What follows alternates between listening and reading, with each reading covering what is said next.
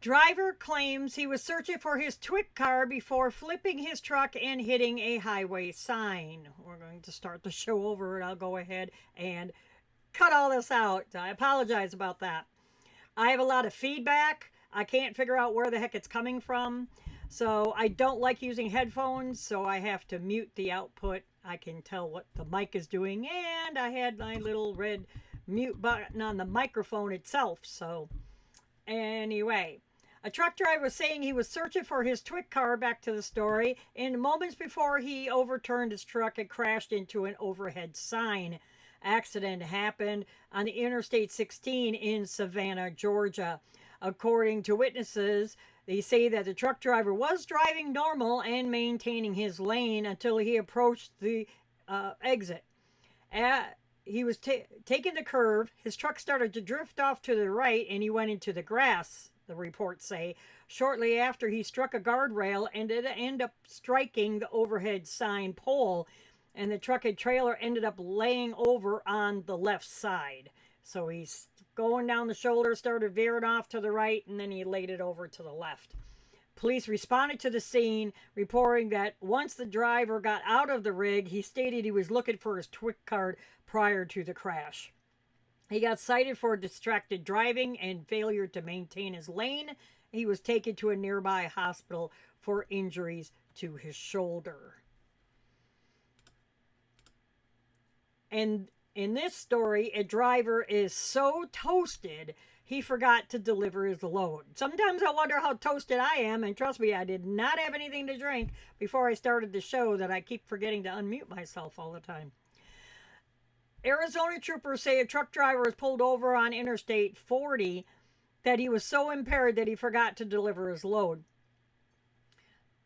Troopers with DOT conducted a traffic stop on a truck driver on I-40 near Kingman, Arizona. They say that the driver showed signs of being impaired and was later arrested for driving under the influence. After reviewing his logbooks, troopers discovered he drove from Las Vegas to Phoenix. He was so out of it, he forgot to deliver his load and headed back to Nevada. When he reached Kingman, he turned around and started driving back to Phoenix again. Troopers stopped him on his return trip and then took him out of the truck and removed him from the road. Officials are reminding commercial drivers never to get behind the wheel if you consume alcohol. Now, I will say that everybody, you live out on the road, okay? A little backstory. As you know, if you listen to the show for any length of time, you know that I'm a 36-year veteran, solo lady driver out here. I went out, I would have a few drinks, have a nice meal, but I would always go to bed. Do at least a 34-hour break. Never get behind the wheel, even the next morning, to go ahead and haul ass to go deliver my load or whatever. Not everybody can do that. Some people have a lower tolerance for alcohol than others. It just depends. So you do you, but not behind the wheel. Get a hotel room, crash in the bunk, hide your keys, whatever you need to do. So, and never, ever, ever turn around and have a cooler of whatever your favorite beverage, alcoholic beverages, adult beverages, in a cooler beside the seat. I've reported on stories of that in the past. It's just, you're operating an 80,000 pound vehicle. It's nothing to play with. And on another note, I do this show because I want people to know what is going on out in the trucking industry, in the trucking community, and what is going on in our highways. People are so blind, they have such tunnel vision, they only worry about their little bubble that they have no idea what's happening across the country besides, what's going on in ABC, NBC, CBS, and, all the rest of the networks. they don't talk about this kind of stuff. They only talk about what a truck driver did wrong, but they don't talk about the good stories that a lot of us drivers do out here.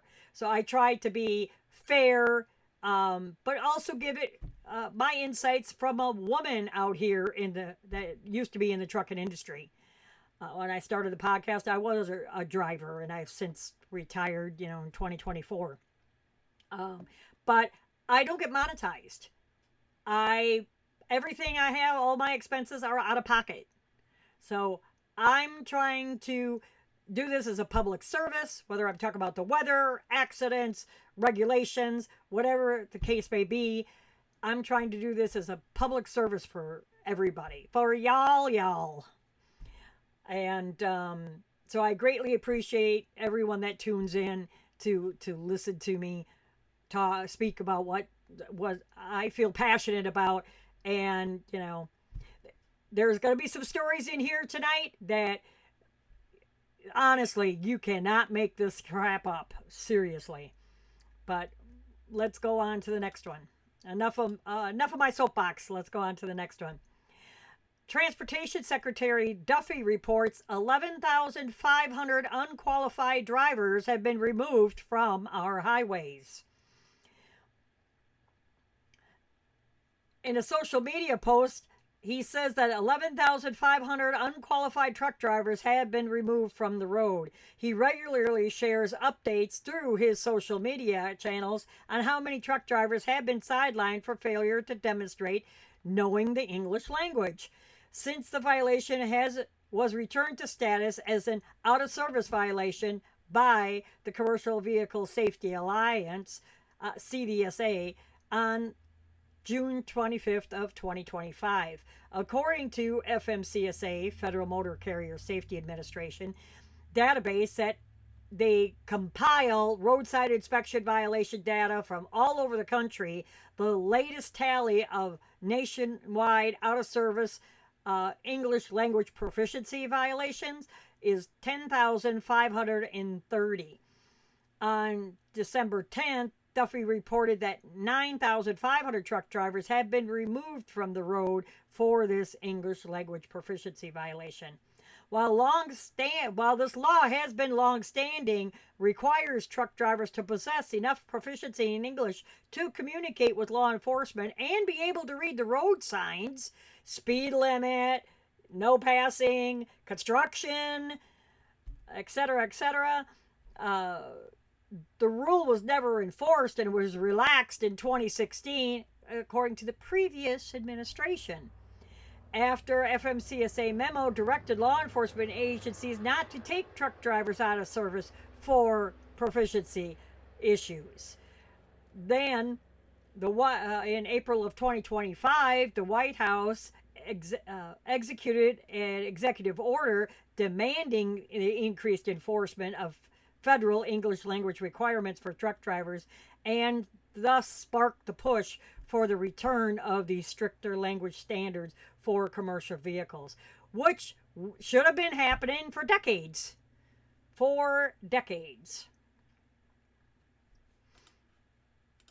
And up next, New Hampshire officers fined 106 violations of semis during their enforcement operation.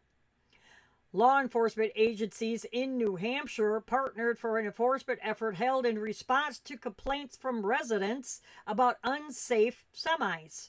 Enforcement took place in January 13th in New Hampshire in response to concerns expressed by the residents related to unsafe operation of semis in their town. The joint enforcement initiative involved members of the New Hampshire State Police and the local police department. They focused on enhanced enforcement of excessive speed, weight restriction violations, being too heavy, going across their streets, driving on restricted roads, residential areas probably, as well as other unsafe behaviors by semis. 87 vehicles were stopped, including 44 semis. During inspections of the semis, 106 violations were discovered, 18 out of service orders were issued for critical safety violations on or improper driver credentialing, meaning they didn't have a CDL or it was expired or something suspended or something like that. An additional 39 warnings and 14 summonses were issued for issues ranging from stop sign violations to drivers operating in violations of. They were put out of service and then they still peeled the sticker off and jumped back in the truck and hauled butt. They put you out of service for a reason. I got put out of service in my day. No joke. I got put out of service in my day. Let's see. I want to make sure I didn't skip a slide.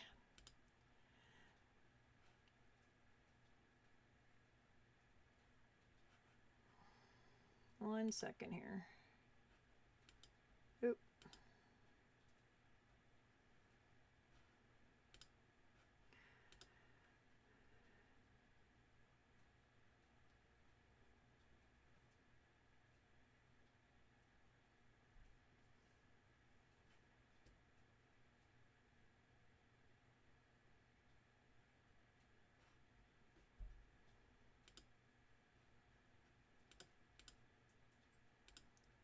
Got lost a minute. I have them in a certain order, then something happens that it gets all out of whack, and I'm just like, okay, what the heck just happened? But anyway, in this story, a proposed Florida bill puts illegal immigrants automatically at fault if involved in a traffic accident. A new bill filed by Florida legislators would serve as a deterrent for any illegal immigrant attempting to enter the state if passed.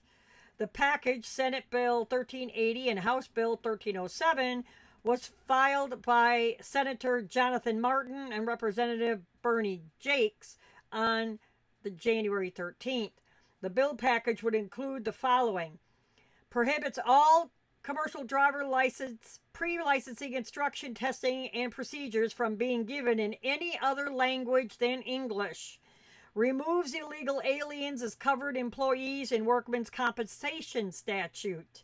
Forces any company that hires illegals to pay out of pocket for any injuries incurred. Requires companies to use E-Verify to submit a workman's compensation claim. In other words, electronically file. Prohibits illegals from receiving any license issued by the Department of Financial Services. Stops illegal alien IDs from being used to create bank accounts with a state-chartered financial institution and for cashier's checks. Bans illegals from benefiting from down payment assistance programs and silent second home mortgage programs. And forces illegals insurance companies to accept fault if an illegal is involved in a car accident in the state of Florida. We must continue to fight against illegal immigration and put an end to the harm that has come to law-abiding citizens at the hands of illegals who should have never been in our country in the first place. Now, they are only talking about people that come into the country illegally. If you come into the country by legal means, this doesn't apply to you. It's only people that cross our borders illegally that are getting all of these benefits, which they shouldn't have access to. I'm like, seriously? They shouldn't even have access to them. But anyway.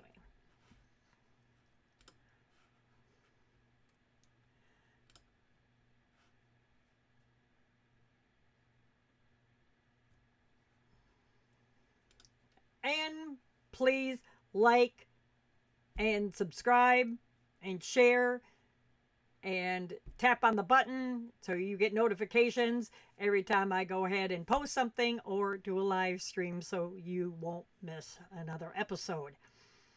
And in this story, a Tennessee freight company is closing its doors, which means 145 jobs will be lost. Smoky Mountain Logistics in Lebanon, Tennessee will shut down their doors on February 28th, causing 145 people to lose their jobs. including truck drivers. According to the local news outlet, the freight company is located on Richard Petty Way, and affected workers are not representative by any collective bargaining agreement. It's not a union thing or anything like that. I've tried to research this article. They are not giving. They had to, according to the Department of Labor, they had to file that the company will be closing, but they did not give any reason why they're shutting down. So I don't know if it's bankruptcy. I don't know, the business got so slow. I have no idea because they don't list a reason why they're closing down the business. But Tennessee citizens will be losing 145 jobs, which it is sad. Now, what you see in the green circle here, this is a result of a 30-vehicle pileup on Indiana Toll Road, I-69. That is a semi-truck in between them two trailers. That's why I circled it. Indiana Toll Road finally reopened following a pileup crash involving dozens of vehicles near Elkhart, Indiana. And this was last week, Wednesday. Happened January 14th. Involving 3 vehicles in the eastbound lanes of the toll road near mile marker 94, 2 miles east of Elkhart. Troopers say that following this initial crash, additional crashes, chain reaction, occurred in the same area, resulting in a pileup blocking all eastbound lanes on the I-69. Multiple troopers responded and found multiple crashes involving semis as well as passenger cars that were blocking the eastbound lanes and the center median, and at least one that crossed the westbound lanes and came to rest in the ditch on the north side of the interstate. A total of 30 vehicles were involved. Several injuries were reported, including a semi-driver who was trapped for several hours before being extricated and transported to the hospital. None of the injuries are thought to be life-threatening. So, do you think, and I'm pointing to this picture, do you honestly think this person survived that? If you look real close, above the light blue, that's their mattress from the bunk of their truck. Has a flowered sheet on it. I had to look really close. There's the tandems in the lower right of the picture, if you're looking at it. That's the semi-tandems, back axle of the semi-truck. He was going that fast that he crashed into the rear of the truck ahead of him. Or somebody crashed into him and pushed him in that hard. That doesn't, and that's a firefighter down on the lower left of the photo. So here is some more of the wreck. But yeah, that was, and you can see the roads are icy, snow covered and icy that day.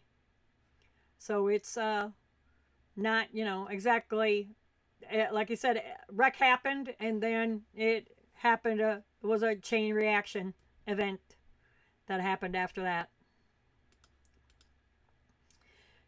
And Abilene Motor Carriers out of Virginia is going to become a part of Swift Transportation. Abilene's Motor Express leadership announced that the company will be transitioning into the Swift transportation business as a part of a broader effort to improve efficiency and streamline operations. I say that all the time. That's why I'm kind of snarky about it. Abilene Motor Express was acquired by Knight Swift Transportation Holdings in 2018, but has remained in operation as a standalone business since that time.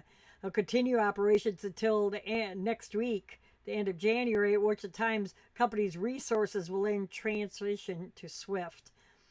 Abilene drivers will transition to Swift and receive clear guidance and ongoing support throughout that process. We thank Abilene team members for their years of dedication and look forward to welcoming them to join the Swift family. Customers are being contacted directly to line on next steps and ongoing service needs. And they appreciate the partnership and look forward to supporting their transportation needs, So Swift acquired Abilene, probably for the accounts and the equipment and, a bunch of other things. And you're going to love this next one. A half clothed woman attempts to steal a semi while the driver is unloading the truck in the trailer. Now, this is one of the stories I was trying to tell you. You cannot make this up. A half-clothed woman was arrested last week, Wednesday afternoon, the 14th of January, after she stole a truck as the driver was unloading the cargo at Cisco in Manteca, California. According to the local news, the truck driver was unloading his trailer for a delivery to Cisco with the rig turned off and a key in his pocket. He was unloading when this half-clothed female climbed into the cab, found his spare key in his backpack in the truck, and started to drive the truck away while with him inside the trailer. He jumped out of the trailer as soon as the truck began to move, and he watched his truck go bye-bye. The driver then called 911. Officers soon located the semi heading south on Highway 99. The half-naked woman inside of the semi was 28-year-old Michaela Balawanzel. He stopped the truck in the middle of the highway, jumped out, ignoring commands from officers to halt, stop, ran from the scene, and so they released the canine officer to go apprehend her. She suffered bite marks to her butt, and she defecated during her arrest. She was not wearing any breeches or drawers at the time of the arrest. We say drawers in the South. Police soon discovered she had an outstanding arrest warrant for burglary and auto theft in Fresno, California. Quote, this highlights the problem of repeat offenders committing more crimes due to being released and not held in custody, said the Manteca Police Department. This could have resulted in a dangerous ending had she tried to flee in that semi that ranges in weight between 35,000 pounds empty and a federal limit of 80,000 pounds when it's loaded. Truck driver was injured by his jump from the semi. The extent of his injuries were not clear at the time, and I'm sure he went and got checked out from that. Hopefully the driver is okay. They did not say, what was going on there. And top story, how do you screw up this bad? That is one of those big monster forklift forklifts trying to pick up that container. And to me, it looks like a large fail. A tow crew comes to the rescue after an apparent forklift mishap involving 2 shipping containers. I did not record this video. I ran out of time today, so my apologies. In the video, you could see the tow crew arriving to respond to a container-on-a-container accident that left the forks of the forklift wedged inside one of the shipping containers and the landing gear of that shipping container penetrating the top of the other container. So as you're looking at the photo, the ones that is standing on its end, their landing gear, like the one in the blue, that landing gear is on top of the orange container. And the forks of the Mazerac container are poked through the side of the container. You talk about a bunch of damage, and then damage to the cargo and everything inside that container. They're not saying how it happened, but yeah. Not a good thing.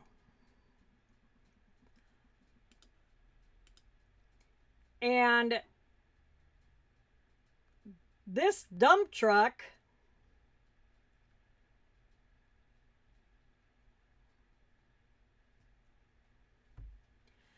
is a rolling violation was issued over a dozen tickets. Chesterfield County Police, again, you can't make this up, said that a dump truck that officers recently encountered on Virginia roadway was a significant public safety threat. He had been hauling asphalt all day long. It was inspected and then placed out of service after officers uncovered several critical violations. The driver didn't have a CDL. There was a wheel bearing leaking. The brakes were inoperable. There was a air leak that you could hear, audible air leak.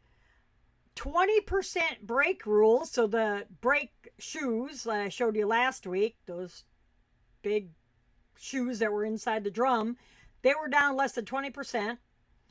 A slack adjuster was inoperable. That's the arm and everything that makes the brakes go in and out.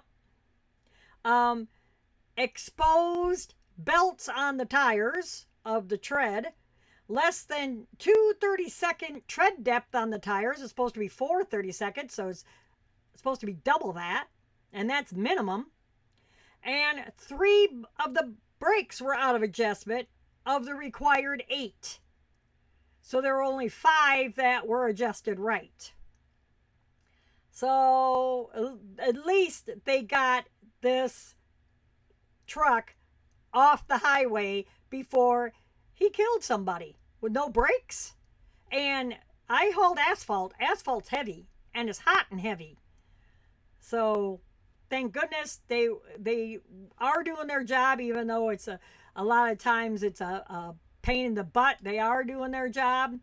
So thank you so much for the officers to go ahead and get something that unsafe off the highway.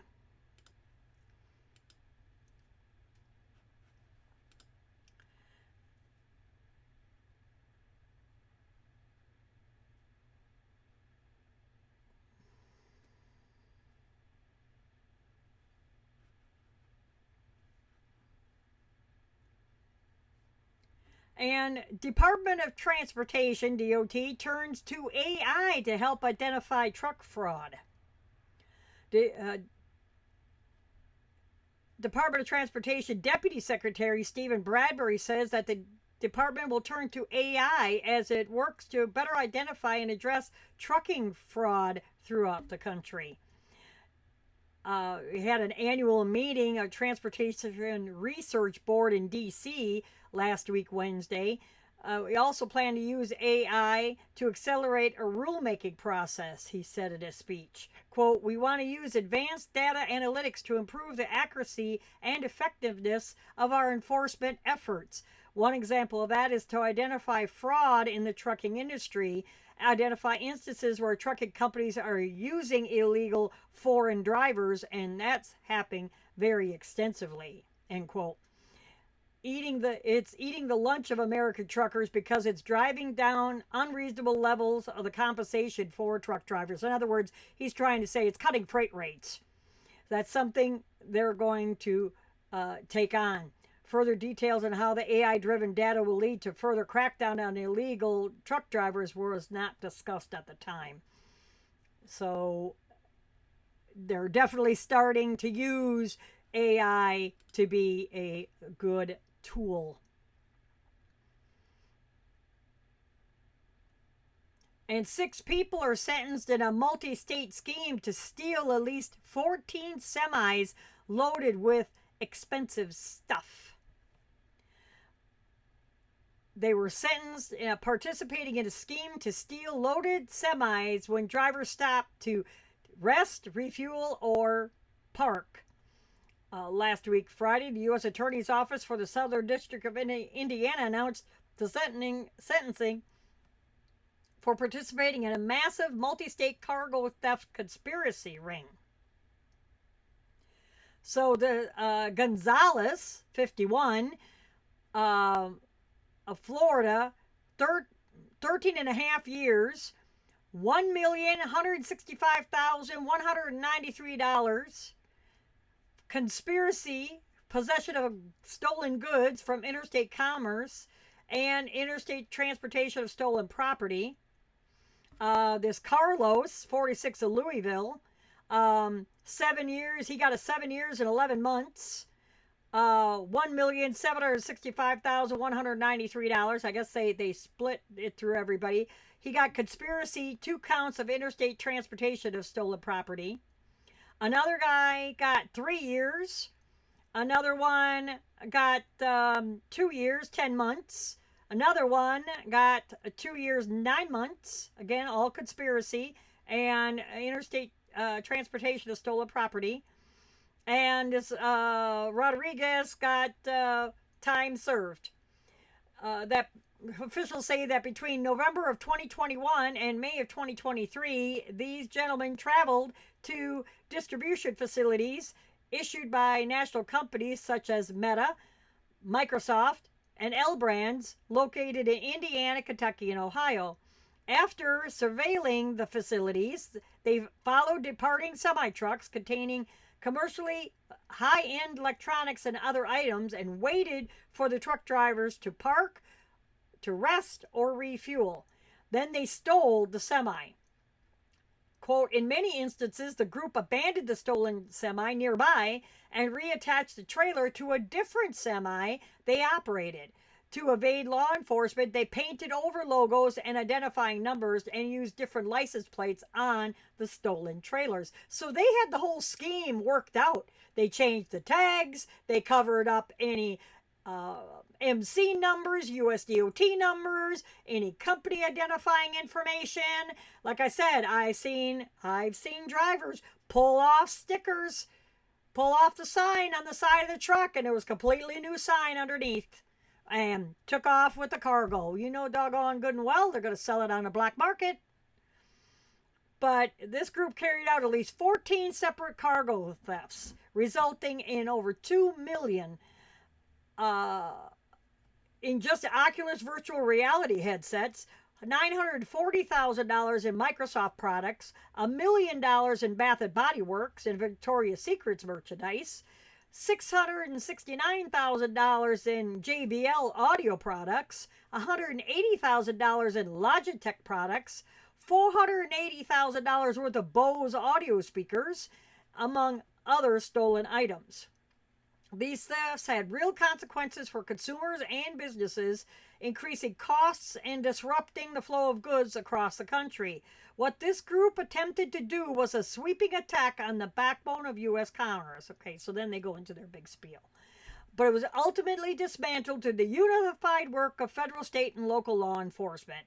You know, there again, he has to go through the big spiel. So these guys were caught, they were arrested. They have to do their time. You do the crime, you got to do the time.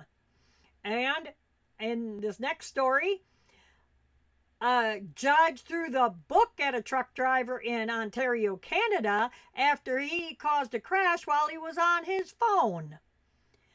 And I'm passionate about this because I was in the middle of Chick-fil-A drive-thru this morning, and I'm on my way home from work, and I'm seeing a woman watching a video in her car while driving down the highway. She had her cell phone up on the dash, and she's watching a video. Now, I'll listen to YouTube, but I'll have the phone where I can't see it. I'll have it flipped upside down on the seat or in a holder or something like that, but I'm listening to it. And that's nothing different than listening to a stereo. It's just, now this guy was actually not on his phone. He was distracted with a text message that he got. So a truck driver was sentenced to jail to deter inattentive behavior, says the judge. He crashed into a sedan while on the phone back in 2022 in Windsor, Ontario, Canada. He was sentenced to jail for 9 months. He collided with the sedan near Bell River Road. Not only did he collide with the sedan, okay, but the car caught fire. He did try to rescue the people inside, but too little too late, and they died. So it wasn't just he crashed into somebody, these folks passed. They passed away. That the judge did determine that this truck driver had a high level of remorse for the incident and a high chance of rehabilitation after this mistake.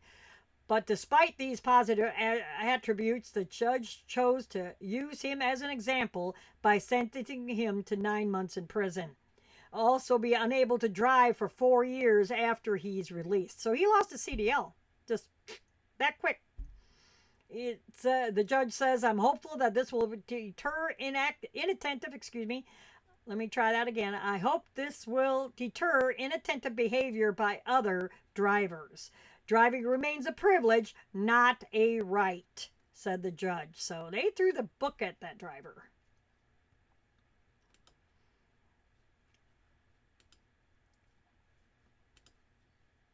And in this story, an owner-operator is arrested when a semi-truck he was operating was found in a ditch covered in blood near a truck stop. The St. Lucie County Sheriff's Office is asking for public help in investigating a suspicious incident involving a semi-truck that occurred near the Pilot truck stop last week. 11:30 p.m. on January 15th, the 911 caller reported a suspicious person on South Rock Road behind the Pilot truck stop in Fort Pierce, Florida. They responded and found a male near a semi-truck that appeared to have left the roadway and entered a ditch while attempting to abruptly turn around. During their investigation, they observed blood inside the cab of the semi-truck near the passenger door, as well as blood on the exterior passenger side area of the vehicle. The male was confirmed to be the owner and operator of that semi. The sheriff's office said that the owner of the truck was identified as Olson Gene, 41, of Pompano Beach, Florida. He was arrested for obstruction of justice and is currently detained in the county jail. They're searching the area as part of an ongoing investigation. If you have saw anything with this, is that a Freightliner? I think that's a Freightliner. Red Freightliner. And this gentleman near the Pilot at Fort Pierce, Florida, last week, January 14th or 15th, please call the St. Lucie County Sheriff's Office at 772-462-7300. Again, that's 772-462-7300. I'm sure you can leave your tip anonymously if you happen to be the person that come across this driver or saw anything.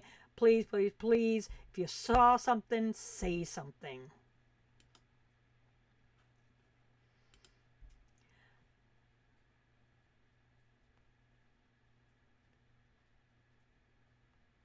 Oh, that's what happened. This was done twice. There again, read the title. You cannot make this stuff up. A driver bites off a tip of the ring finger of another driver in a fuel island dispute. Really? Caroline County Sheriff's Office investigating an altercation at the fuel pumps at a Flying J truck stop that left a man with a serious injury last week. Shortly after 5 o'clock in the afternoon on the 13th of January, they responded to the Flying J Travel Center in Ruther Glen, Virginia, for an assault reported in the Fuel Island area. Deputies found an adult male on the scene lying on the ground. Suffered the loss of upper portion of his right ring finger as a result of an altercation. The investigation revealed that the incident began as a verbal dispute between multiple individuals at the fuel pumps. Imagine that. Okay? I've been in altercations that somebody thought he was gonna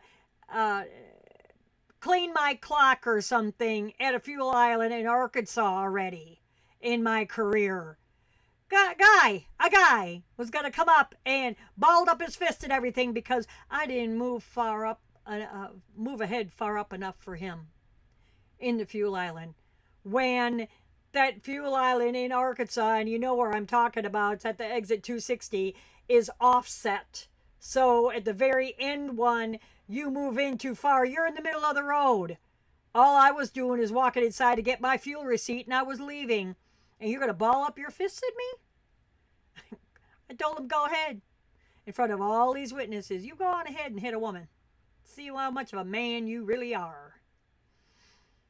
But anyway, I digress. Let's get back to this.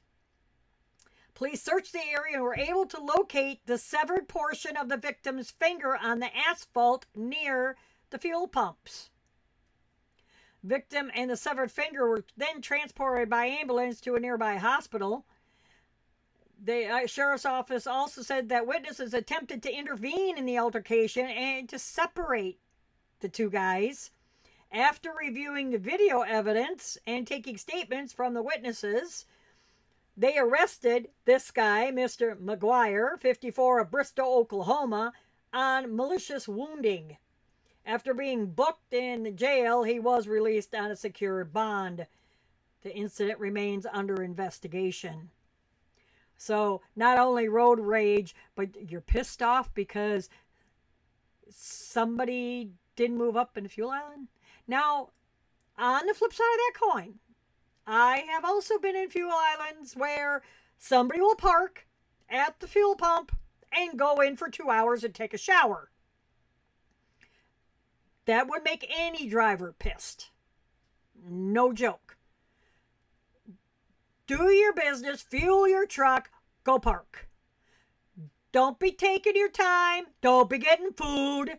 Go park. Get the hell out of the way. Have some common courtesy for somebody else.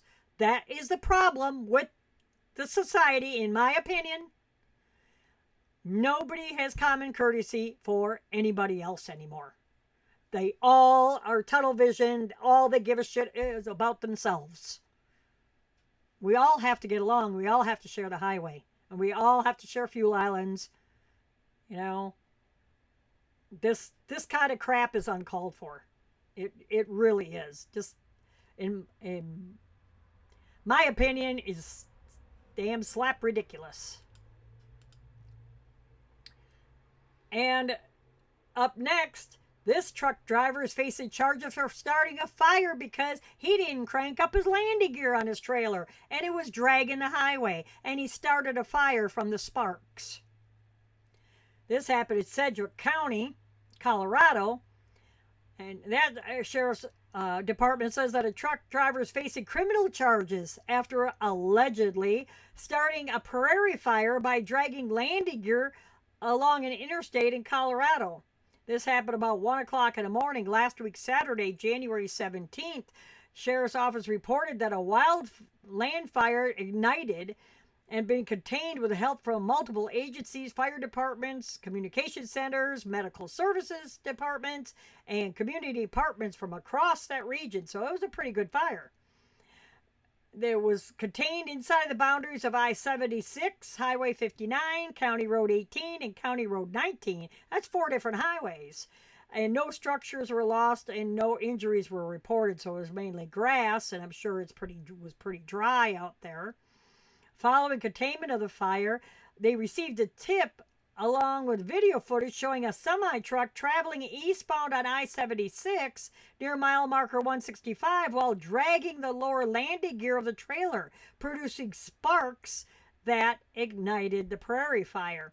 They located that truck parked on the eastbound on-ramp near mile marker 180, and after a further investigation, the driver was charged in connection with setting that fire, and semi-truck and trailer were impounded as evidence. Either he couldn't crank it up, then you take it to a repair shop. You don't, or he jumped in the truck and forgot. But why wasn't the landing gear ripped off? That's my question. Yeah, that landing gear is made out of steel, but it's still I've seen too many times you drag it just a little bit and it'll fold right up.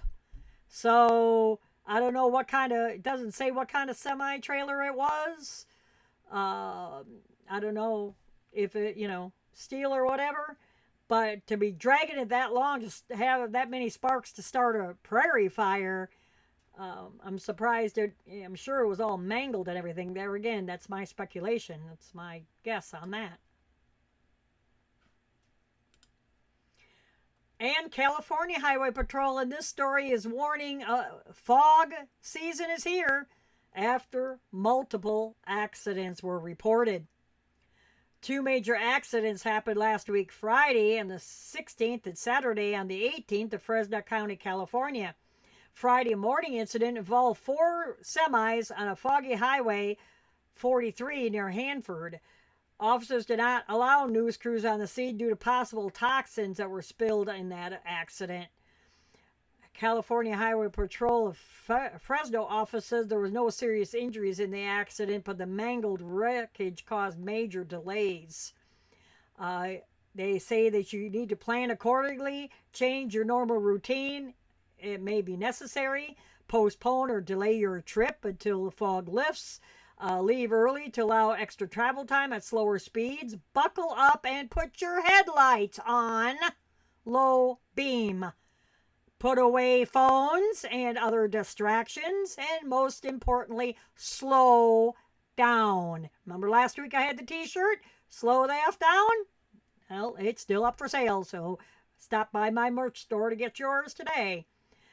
Fatal Sunday morning crash that happened last week Sunday was on Highway 99, and they report that visibility in the area was low due to dense fog. The force of the collision wedged a pickup truck underneath a semi and caused it to catch fire. The crash was still under investigation. So they're saying that fog changes everything. Visibility vanishes in seconds. You automatically think there's nobody ahead of you, and you run up to somebody that's moving slow. If you are moving slow in the fog, have your headlights on, put your four-ways on, put your flashers on to call people's attention that you're going slower than normal speed, or so somebody doesn't run up and rear-end you.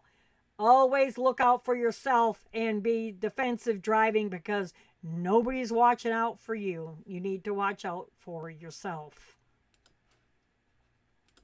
And please like, follow, and subscribe.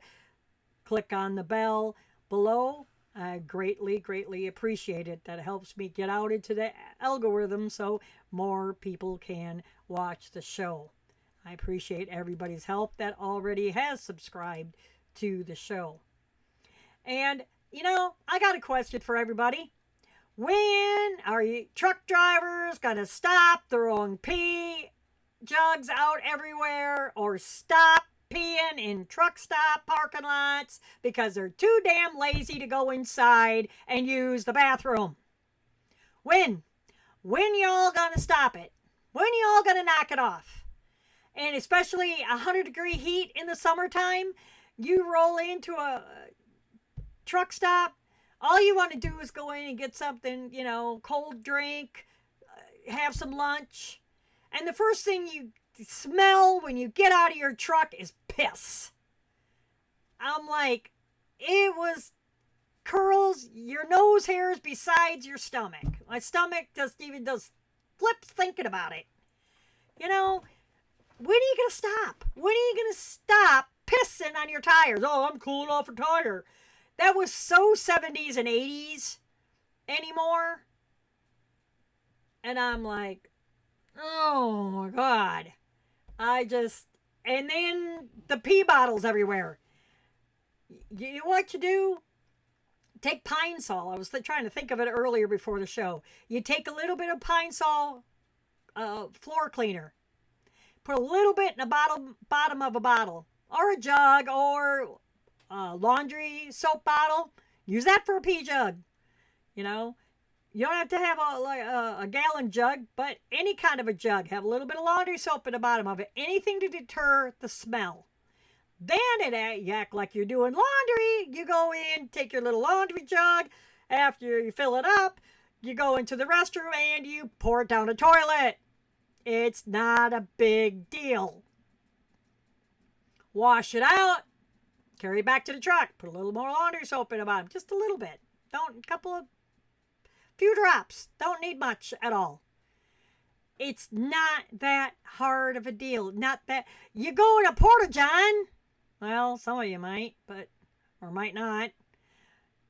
It's not that hard. You don't have to be throwing pee bottles out on the side of the road because you're too damn lazy to put them in the garbage or empty them out.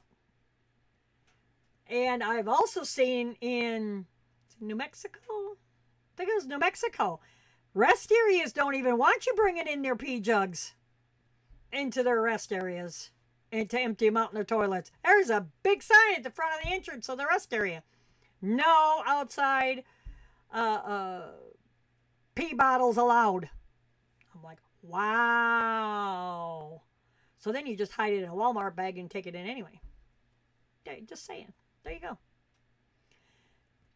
Anyway, so it's taken decades. My point is, it's taken decades for this to finally make the headlines. That I could talk about it and rant a little bit about it on air.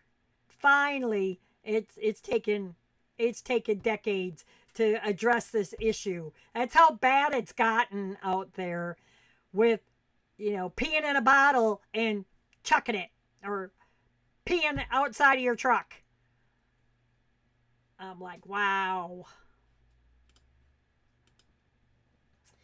And enough with that rant. In this story, a man is charged with arson after a semi-truck is destroyed in a fire at his residence. This is Mr. Leak Sr. was arrested in Adams County, Mississippi, for third-degree arson of personal property, according to January 16th statement of the local sheriff's office. Back November, now this happened in 2025 in November, a 2004 Peterbilt semi, which was parked at his residence in Natchez, Mississippi, was a total loss due to fire. The investigators revealed that Mr. Leak Sr. willfully set the fire to the semi-truck. He intentionally destroyed someone's livelihood as a serious crime that impacts their entire community, the sheriff's officer said. Destruction of this commercial vehicle represents a significant financial loss and a potential danger to the public. Our investigators worked diligently to follow the evidence in this case. During his arrest, police say that Leak Sr. was found to be in possession of suspected drugs. Substances, let's say. Of a very questionable nature. Yeah, YouTube algorithm. Anyways, he was booked, and so they, like I said, you do the crime, you're going to do the time. And Massachusetts police officer stops a runaway semi while the driver was having a medical emergency. Police officer drove into the path of a runaway semi-truck to stop the rig during a driver's medical emergency. This happened around 2:45 in the afternoon last week, Friday, on January 16th in Springfield, Massachusetts. According to the local news, a Massachusetts State Police trooper was on patrol when he noticed that a semi-truck driver appeared to be having a medical emergency, resulting in his semi taken off. He positioned himself with the police cruiser in the path of the runaway truck, stopping the driver's medical emergency and out-of-control semi-truck. No one was hurt, but the truck driver was unresponsive and taken to the hospital. The incident is still under investigation. He stopped the truck. I'm sure he didn't stop the medical emergency because the driver then since passed out. And hopefully there again, that's how many in 1 week? 2-3 drivers in a week that are having medical emergencies. So yeah, hopefully he is okay. And when are you going to all start moving over when you see emergency vehicles? Or at least slow down get over as much as you can if they're parked on the right shoulder. You don't have to stop. You don't have to get scared and stop. And also, people in the left lane, let people from the right lane merge over. People from the right lane, let the people from the left lane merge over. Look around you. Quit wearing blinders. Be aware of your surroundings as a driver. Share the highway. Slow the hell down. You don't need your foot to the floor because your car can do 120. You don't need to do 130. Because this kind of crap happens. Luckily, the trooper is okay. Indiana troopers are again asking drivers to use caution around emergency vehicles. This crash occurred January 19th on I-69. Master Trooper Coffey was standing outside of his cruiser responding to a previous crash when his marked vehicle was struck by a semi. And his emergency lights were on at the time of the crash. He was not injured, thank goodness. So, you see blue lights, move over. Just move over. And other people, back off and let people over. Just ridiculous. And here's a good one for you. California still hasn't revoked the 17,000 illegal CDLs, but politicians are threatening to yank the driver's licenses of ICE agents. They'll go ahead and do that, but they won't take away the CDLs of illegal immigrants. California representative says he's going to yank the driver's licenses of any ICE agents wearing masks if elected. All while California continues to put off revoking 17,000 non-domiciled CDLs, people not living in California. Eric Swalwell, oh buddy, Eric Swalwell, making his name back in the news, is working to earn the California gubernatorial nomination. He's running for governor. Part of his campaign, Swalwell has vowed to yank the driver's license of any ICE agent wearing a mask in the state of California. I will take your driver's license away if you operate in our state with a mask and are unidentified, he said in a recent statement. If you harm a single Californian, you better hire the best lawyer you can afford because I will bring you to justice. I will use every power in the state to bring you to justice. These threats come in the wake of recent back and forth between the state and the Fed over 17,000 non-domiciled CDLs in California that no longer meet the federal requirements for English proficiency. The federal government instructed California to revoke these licenses by January 5th. They're like, no, we're not going to do that. We're going to wait till March. But the state has since decided to treat those licenses as valid until March, as mentioned. The federal government has since withheld $158 million, in funding from the state as a result of this issue. Swalwell vowing to strip ICE law enforcement officers other driver's licenses for wearing masks. It's disgusting, he says. Our officers wear masks to protect themselves, says Assistant Secretary Tricia McLaughlin of Department of Homeland Security. From them being doxxed and targeted by known and suspected terrorist sympathizers. Not only is ICE law enforcement facing a more than 1,300% increase in assaults against them, but we've also seen thugs launch websites to reveal officers' identity and where they live. The men and women at ICE and all of our federal law enforcement agencies put their lives on the line every day to arrest violent, criminal, illegal aliens to protect and defend the lives of our citizens. Make no mistake, this type of demonization is contributing to the surge in assaults of law enforcement officers. Back in September, California passed legislation banning law enforcement from wearing masks while in operation. The Department of Homeland Security has since stated that it will not follow that law and argues that state and local politicians cannot dictate the actions and policies of federal law enforcement. No, they cannot. The Fed is federal over all of the states. They may pass it down to the state for further consideration, but the state does not, Fed does not supersede state. Or I should, is it? Anyway, so Fed comes first, then it's state, then it's county, then city. That's how it goes. So I would like to thank everybody for 1 second.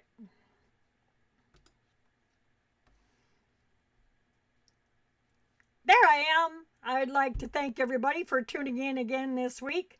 Thank you so much. I ran a little bit over this week, but I greatly appreciate all of your support. Again, like, follow, subscribe, ring the bell to make sure that you get notified so you don't miss an episode.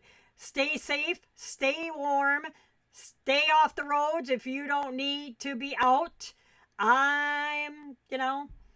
We'll see if I'm going into work myself. I drive 45-minute commute to go to work, 48 hours a week, 4 days a week. So I'll see what the weather is like Saturday morning, Saturday afternoon. See if I'm even going to work because I work nights, and it's supposed to be really bad Saturday night into Sunday morning. So we shall see. But until next time, have a blessed week.